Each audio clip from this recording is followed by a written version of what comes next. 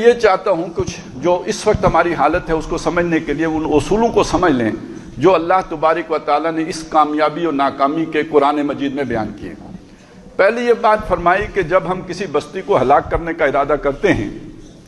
تو اس کے جو خوشحال لوگ ہوتے ہیں، خوشحال لوگ، آسودہ حال لوگ، یعنی ان کے جو لیڈرز ہوتے ہیں، میں آسان ترین ترجمہ کر دوں، یعنی جن کو لوگ فالو کرتے ہیں، ان کو ہم کھلی چھٹی دے دیتے ہیں، یعنی کوئی پکڑ دکڑ نہیں ہوتی، من موجی زندگی بسر کر سکتے ہیں،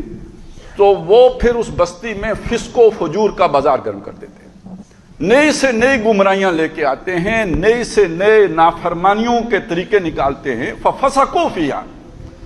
جب وہ یہ کرتے ہیں تو فَحَقَّ عَلَيْهَا الْقَوْلُ، ان پر ہماری بات ثابت ہو جاتی ہے۔ کون سی بات؟ وہ عذاب والی بات۔ جب وہ بات ثابت ہو جاتی ہے فَدَمَّرْنَاهَا تَدْمِيرًا، اس بستی کو ہم جڑ سے اکھاڑ کر پٹخ دیتے، ختم کر دیتے۔ اور اس میں کوئی تمیز نہیں ہے کہ وہ مسلمان بستی ہے یا کافر بستی ہے۔ یروشلم کی بستی مسلمان بستی تھی، اس میں نبی بھی موجود تھے، لیکن یہ کہ بحیثیت مجموعی اس کا رخ جب یہ ہوا غلط ہو گیا، اللہ نے بخت نصر کو بھیجا۔ نبی ہونے کے باوجود، نیک لوگ ہونے کے باوجود، تورات کے عالم ہونے کے باوجود، بیت المقدس جو سلیمان علیہ السلام نے تعمیر کیا تھا اس کی آباد کاری کے باوجود، اس میں نمازیں پڑھنے کے باوجود، اس میں بیٹھ کے تو وظیفے کرنے کے باوجود 6 لاکھ بندہ قتل ہو گیا اور 6 لاکھ کو غلام بنا کے وہ بیبلونیا لے گیا۔ کوئی ایک زندہ متنفس اس نے اس شہر میں باقی نہیں چھوڑا، اور اللہ نے کہا یہ ہمارا عذاب تھا، وہ بخت نصر ہم نے تم پر مسلط کیا تھا۔ عباد لنا اولی باس شدید فجاسوا خلال الدیار وکان وعدا مفعولا، ہم نے یہ بندے تم پر مسلط، ہمارے بندے تھے مشرک،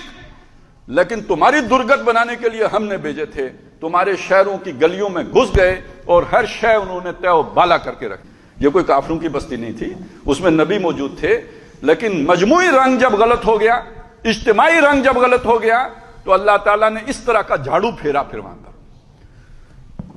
اس چیز کو سامنے رکھیں تو 2 چیزیں میں اور آپ کے سامنے وہ عروج و زوال کے حوالے سے رکھ دیتا ہوں، بات بہت آسانی سے سمجھ میں آ جائے گی۔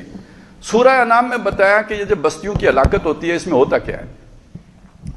ہر معاشرے میں اچھے لوگ بھی ہوتے ہیں، برے لوگ بھی ہوتے ہیں، کوئی معاشرہ فرشتوں کا معاشرہ نہیں ہوتا، اچھے لوگ بھی ہوتے ہیں، برے لوگ بھی ہوتے ہیں۔ تو جب اللہ تعالیٰ کسی بستی کو ہلاک کرنے کا، یعنی اس کا کوئی جرم ایسا ہے جو ہم نہیں جانتے، اللہ جانتا ہے، اس جرم کی وجہ سے پھر اللہ اس کی ہلاکت کا جب فیصلہ کر لیتا ہے تو اس بستی کے جو مجرم لوگ ہیں ان کو بڑا بنا دیتا ہے۔ وَكَذَلِكَ جَعَلْنَا فِي كُلِّ قَرْيَةٍ أَكَابِرَ مُجْرِمِيهَا، اسی طرح ہم اس بستی کے بڑے بنا دیتے ہیں ان لوگوں کو جو ان کے مجرم ہوتے ہیں، بدکار، بدعمال، برے، فاسق، فجار، ان کو بڑا لیڈر بنا دیتے ہیں۔ جب وہ لیڈر بنتے ہیں تو ظاہر ہے عوام تو الناس علی دین ملوکہم، لوگ تو ان کے طریقوں